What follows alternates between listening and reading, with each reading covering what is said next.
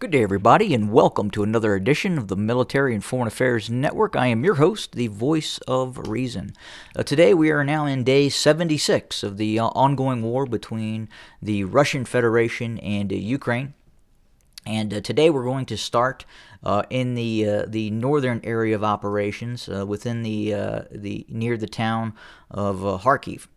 We continue to see Ukrainian operations take place, a fairly large-scale, significant offensive, pressing towards the Russian border, both to the southeast of Kharkiv, center Kharkiv, and to the north. And at times, this operation again appears to be pressing towards the Russian border, and at some point we may see Ukrainian forces cross the actual Russian border, if in fact Russia is not able to conduct counter operations against this Ukrainian operation. At the same time, we are seeing the Russians start to reinforce areas near Belgorod. Right now, there are roughly 19 Russian battalion tactical groups that are positioned in a wide arc to the north of Kharkiv and extending all the way down to the south within the direction of Izium. We anticipate that Russia will continue to reinforce the areas near Belgorod. We understand that Russia is deploying elements of the 1st Tank Army and VDV formations fairly rapidly to attempt to reinforce and stop this ongoing Ukrainian offensive. At the same time, we continue to see very heavy Russian artillery strikes continuing across the southeastern front. This is where the vast majority of some of the most heaviest fighting is taking place, and this extends all the way just south of Popasnaya, this locale here, and then running in a wide horseshoe arc extending all the way to Izium. And that fighting continues. So, it would appear to be rather static, but there is a purpose behind what Russia is doing. And I think you can go into some of the first-hand anecdotal accounts by some of the foreign fighters that have been helping the Ukrainians in this ongoing fight. And we have been able to document and hear direct first-hand reports by some of these Canadian fighters, by some of these fighters from the United Kingdom and elsewhere that are obviously English-speaking and have been engaged in some of these battles. And what they are reporting is that the stress on the Ukrainian military is continuing to build daily. The real issue is the use of both heavy air power and heavy artillery and multiple launch rocket systems that are really taking a toll on both the Ukrainian forces and obviously some of those foreign volunteer forces as well that have been sent in to assist the Ukrainians. In fact, there are a lot of reports where a lot of these foreign fighters are now wanting to leave because of the nature of the war. It is an incredibly intense conflict that is taking place, and many of these foreign fighters, volunteers, contractors, mercenaries, whatever you would like to call them, have seen many of their friends KIA'd in action. And again, it's something that I think a lot of these, especially individuals who have never been engaged in fighting or war before, are experiencing something that they really had no concept of what they were going to experience, and especially in terms of the massive use of some of these heavy ordnances that the Russians are utilizing is really, and again, this is just based on these anecdotal reports coming out of the region, indicate it is starting to sap and wear on the Ukrainians. It's very indiscriminate. These attacks can happen at any time and in mass, And unfortunately for the Ukrainians, it is starting to wear them down, and we're really seeing that take place in this kind of this southeastern area of operations, where the Russians continue to be very, very methodical in the use of this heavy artillery in continuing its operations. At the same time, yes, there are reports that there are some cases of extremely low morale in Russian forces. But at the same time, we don't really see the Russians using those forces in massive maneuver operations, the likes that we witnessed in the early stages of the conflict, where we observed these high risk, high reward operations take place to the south, northwest, and northeast of Kiev, that eventually proved rather disastrous for Russian forces. Obviously, the Russians took and did take extremely heavy casualties in some of these operations.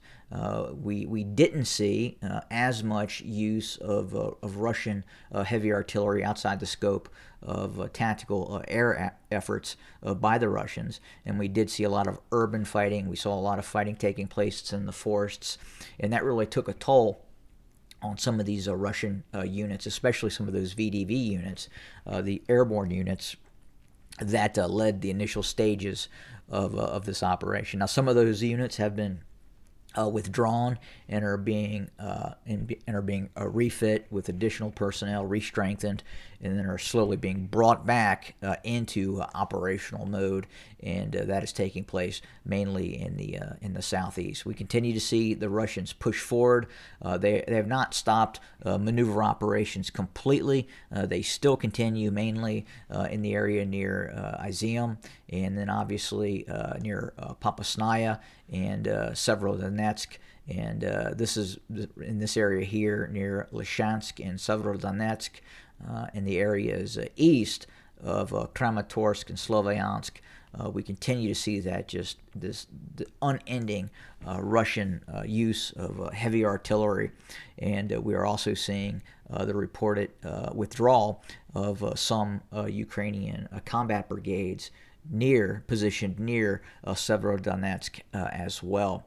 And we think some of those units are probably being withdrawn as they've been really just been pounded nonstop for many weeks now. Quite frankly. And some of those units, just like the Russian units used north of Kiev, those units, these Ukrainian units are also going to have to be withdrawn, rest, refit, reconstitute, and then maybe pushed forward again. But there seems to be right now a lot of effort by the Ukrainian military, again, focused on this offensive operation near Kharkiv. What is the goal and scope of this? Is it to attempt to get the Russians to maneuver and then attempt to attack and cause casualties within Russian forces, given the stressors that are underway with Ukrainian forces further to the southeast, and the propensity by the Russians to continue to use heavy artillery strikes and airstrikes against those targets. But we're going to continue to monitor what's happening within the environments near Kharkiv. We would anticipate that the Russians will eventually do everything in its capacity to prevent Ukrainian forces from actually possibly crossing the Ukrainian-Russian border and taking the fight directly into Russia. We continue to see, again, those Russian forces positioning themselves and reinforcing those 19 battalion tactical groups that are more or less a holding formation near Kharkiv.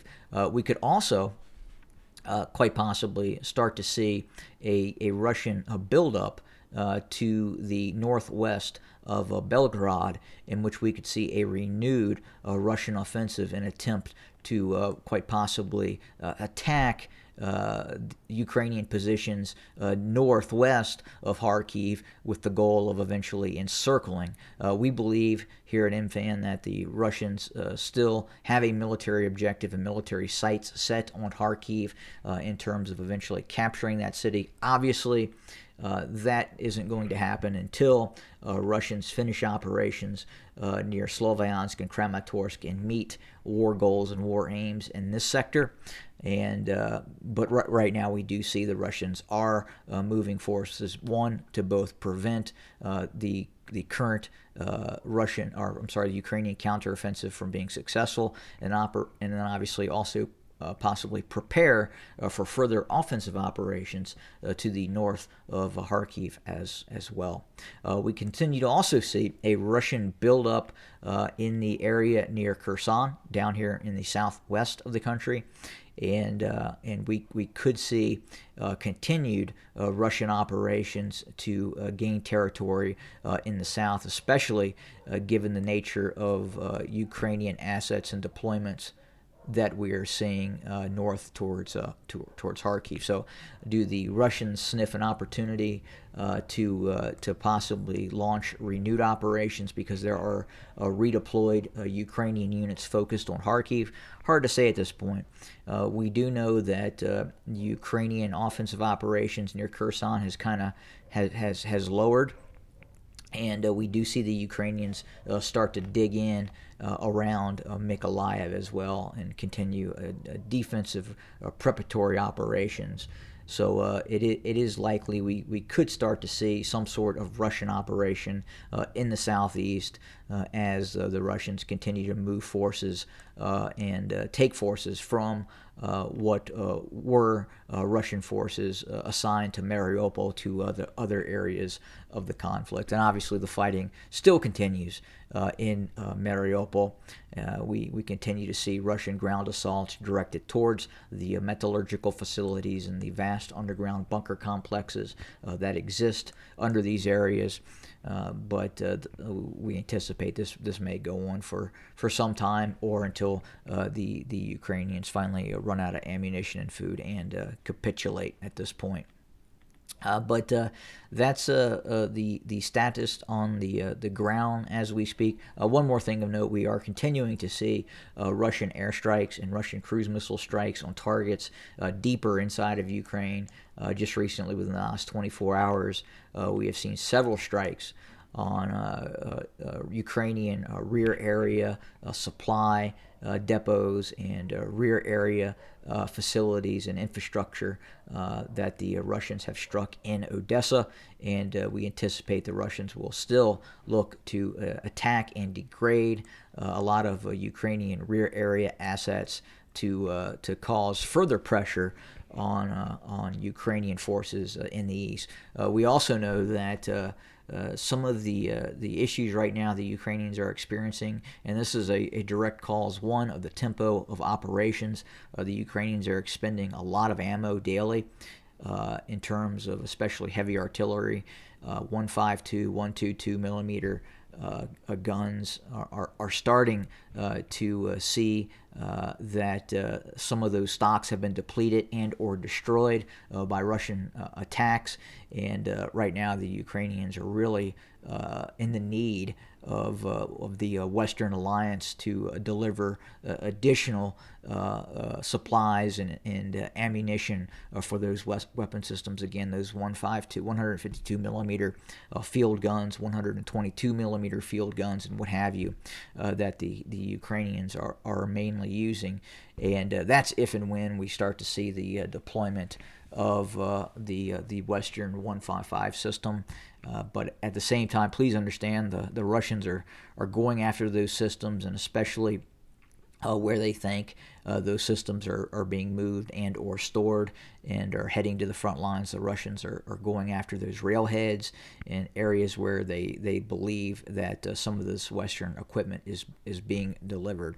But we are starting to see this pressure build on the Ukrainians in terms of starting to run out of ammunition, and then also one big factor is the loss of personnel. I know we talk, or the West tends to talk about Russian casualties much more than the Ukrainian casualties, but the Ukrainians are experiencing some devastating casualties in this ongoing operation, and it's really being felt in some of these volunteer units that have been deployed into the Ukraine, and then obviously the Ukrainian forces themselves as the Russians continue this methodical both air campaign and use of heavy artillery in this conflict.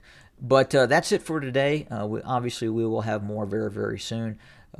Much appreciate everyone joining us here and watching our content, and hopefully this at some point, obviously 10 years into the future, can be used as a historical record in terms of following this horrendous conflict that has engulfed both Russia and Ukraine, and could quite possibly expand at some point, unfortunately, for all of us. Have a good day.